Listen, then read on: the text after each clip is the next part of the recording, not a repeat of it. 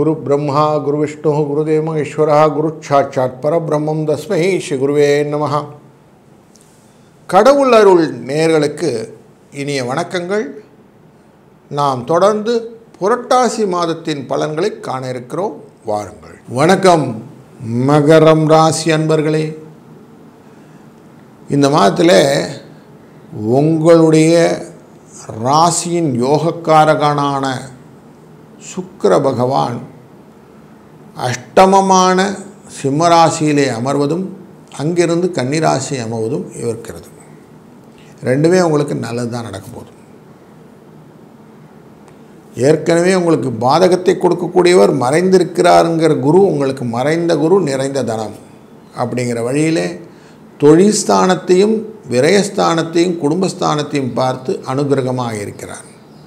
உங்கள் ராசிநாதனான சனி பகவான் 3ஆம் இடமான தனஸ்தானத்தில் அமர்கிறார். அதுபோல் தன் பார்வையாலே உங்களுடைய ராசியின் 5ஆம் இடத்தையும் பார்த்து கொண்டிருக்கிறார் மற்றும் உங்கள் ராசியின் 12ஆம் இடமான விரயஸ்தானத்தையும் பார்க்கிறார். அதனாலே கண்ட்ரோல்டு பை யுவர் கவர்னன்ஸ். சூரியன் அஷ்டமத்துக்குரியவன் 9ஆம் இடத்திலே சென்று அமர்வதனாலே சில அச்சங்களை கொடுக்கக்கூடிய மாதம் இந்த மாதம்.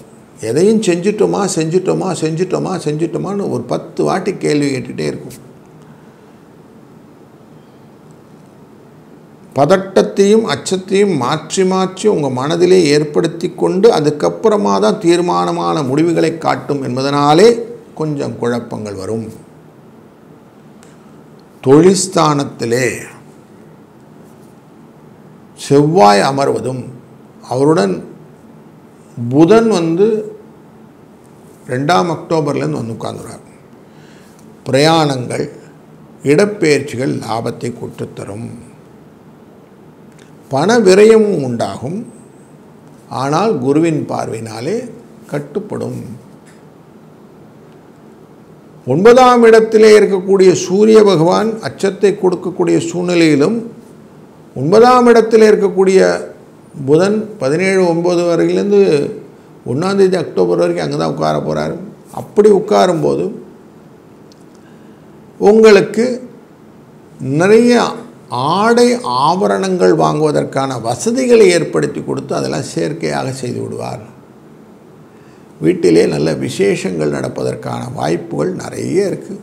அதெல்லாம் உங்களுக்கு சுப செலவுகளாக குருவின் பார்வை ஏற்படுத்தி கொடுக்கும். அதை உங்கள் சனியின் பார்வை அங்கீகரிக்கும்.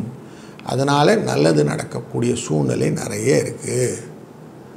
தொழிலிலே மாற்றங்கள், புதிய எழுச்சியான வேலைகளை செய்ய வேண்டிய எண்ணங்கள், அதற்கான செலவுகள் இதெல்லாம் லைனப் ஆகும். இதெல்லாம் 1 by 1 ஒரு ஸ்டேஜில் பண்ண உங்களுக்கு சக்ஸஸ் ஸ்டோரி உங்கள் பக்கத்தில் திரும்பிகிட்டு இருக்குன்னு அர்த்தம்.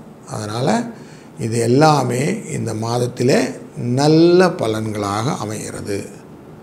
முக்கியமாக வீடு, மனை, வாகனம் போன்ற எண்ண ஓட்டங்களிலே நல்ல முன்னேற்றங்களை காட்டும்.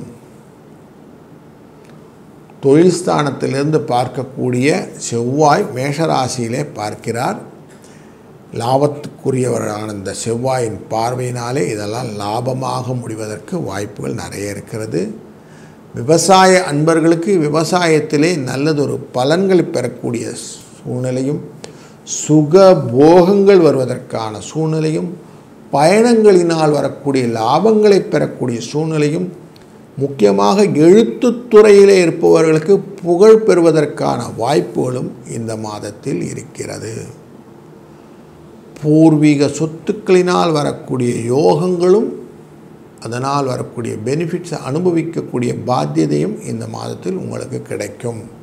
இப்படி நல்ல பலன்களை கொண்ட இந்த மாதத்திலே மகாலய பட்சம் முடிந்து மகாலய அமாவாசை அன்று அவசியம் முன்னோர்களுக்கு திதிதான தர்ப்பணங்களை செய்துவிட்டு நல்ல தான தர்மங்களை செய்யும்போது உங்கள் வாழ்க்கையிலே வளமும் நலமும் என்றும் நிலைத்திருக்கும். கடவுள் அருள் டிவியை பார்த்தமைக்கு நன்றிகள். மேலும் இது போன்ற தகவல்களை தெரிந்து கொள்ள கடவுள் அருள் டிவியை சப்ஸ்கிரைப் செய்யுங்கள். மறக்காமல் பெல் ஐக்கானை கிளிக் செய்யுங்கள்.